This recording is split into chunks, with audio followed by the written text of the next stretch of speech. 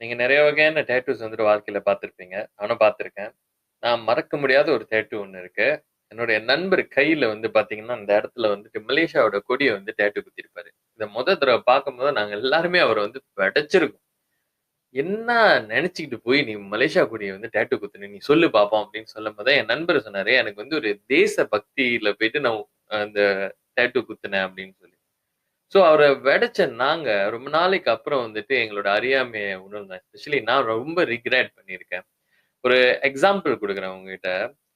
பந்துலாட்டு பிடிக்குது அப்படின்றதுக்காக, மான்செஸ்டர் யுனைட்டடோட, செல்சியோட, லிவர்பூலோட இந்த லோகோலாம் எடுத்து வந்துட்டு டேட்டூ குத்தி இருக்கிறவங்கள நம்ம பார்த்திருப்போம்.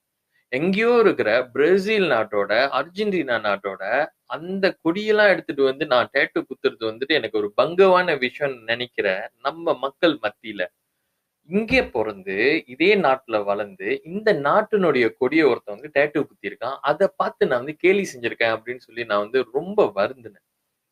மத்த நாடுகள்லாம் நம்மளோட ரொம்ப பெட்டர் ஆயிட்டாங்களா? இப்ப பிரேசில், அர்ஜென்டினால நீங்க செக் பண்ணி பார்த்தீங்கன்னா, அங்க இருக்கிற ஊழல், பிரச்சனை, அங்க இருக்கிற கரப்ஷன், அங்க இருக்கிற மக்களுடைய ஏழ்மை இதெல்லாம் பார்த்தீங்கன்னா வெறுத்துருவீங்க.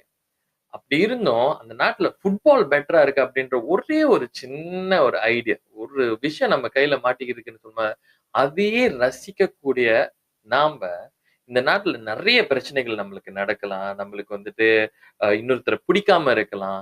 இல்ல இங்க வந்துட்டு கரப்ஷன் இருக்கு. அது குற்றம், இது குற்றம் அப்படின்னு சொல்லி நம்ம என்னதான் காரணங்கள் வச்சாலும், ஏதாச்சும் ஒரு விஷயமாவது உங்களுக்கு பிடிக்கிறதுக்கு இந்த நாட்டுல இன்னும் மிச்சம் இருக்கும் அப்படின்றத நீங்க உணரணும்.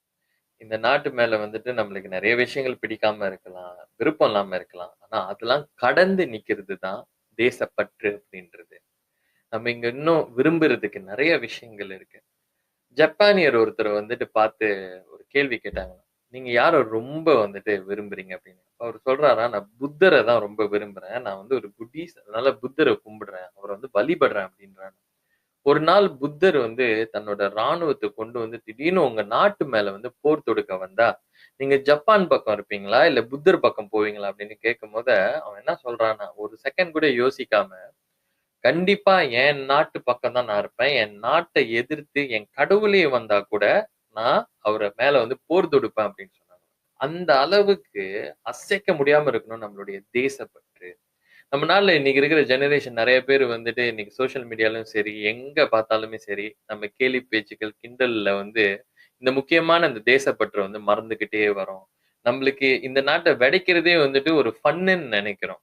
அதெல்லாம் கடந்து நீங்க யோசிச்சு பார்க்கணும். பிகாஸ் நம்ம இங்க பொறந்திருக்கோம் அப்படின்னு சொல்லும்போது, இந்த நாட்டுல இன்னும் நெறைய நல்ல விஷயங்கள் இருக்கு.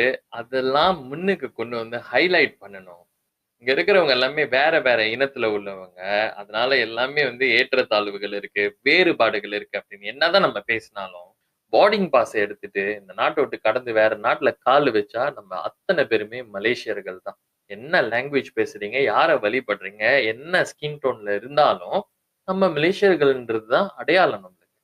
சோ அந்த நாட்டுக்கு சுதந்திர தினம் அப்படின்னு சொல்லி 64வது வருஷமா நம்ம வந்துட்டு செலிப்ரேட் பண்ண போறோம்.